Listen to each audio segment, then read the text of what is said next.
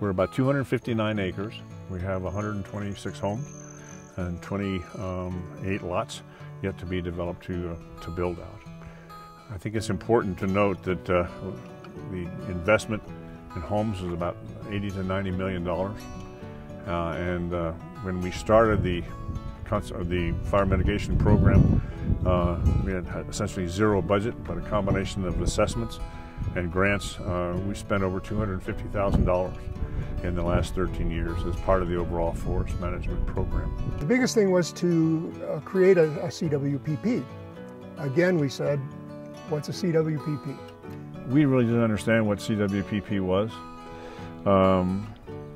But again, the State Forest Service started making that a criteria for grants and ongoing programs. And so Joe Walsh primarily led the charge in terms of getting the State Forest Service here. We sat down with them. What is the CWPP? What's required of this Community Wildfire Protection Plan? And essentially, Joe inventoried the mountain and identified the key assets that we needed to protect and provide for on an a priori basis. And then we put that together, signed it, and sent it in. But didn't hear anything for a while, and all of a sudden we're told that we needed an area-wide CWPP. So now it's the WPOA and the Colorado State Forest Service getting Thunder Mountain and some of the other communities, the Y, the Forest Service, the Park Service, to sit down and write a regional, that may be too big, an area-wide CWPP. Tony explained it and said, have at it and do it. And our first question was, can we please have a copy of somebody else's? He says, no, because there are none. That we were probably the third community in Colorado that was going to be applying for Firewise recognition. But he helped us through the steps. We walked the mountain numerous times, explaining things.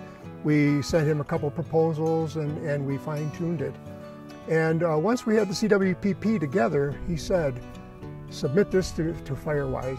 We think the work you're doing, the direction you're headed, is going to help a lot. And he said the Firewise program is unique and very, very educational and helpful to any kind of community, any size community.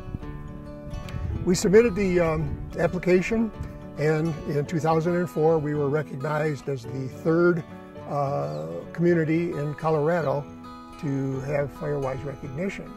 I guess the pinnacle for me in this program is that with funding support from grants from the CSS, Colorado State Forest Service, we now have a matching program where the individual homeowner can identify a need.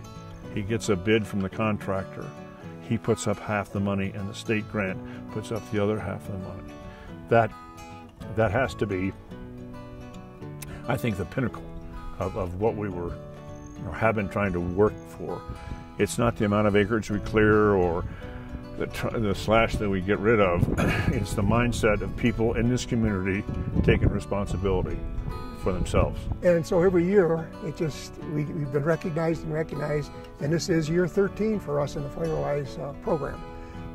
The good thing about it is they keep us informed through emails, through mailings, through seminars.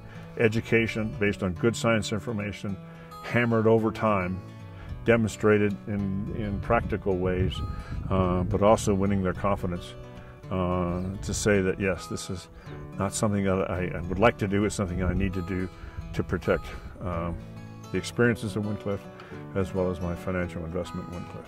Don't be afraid to call for help.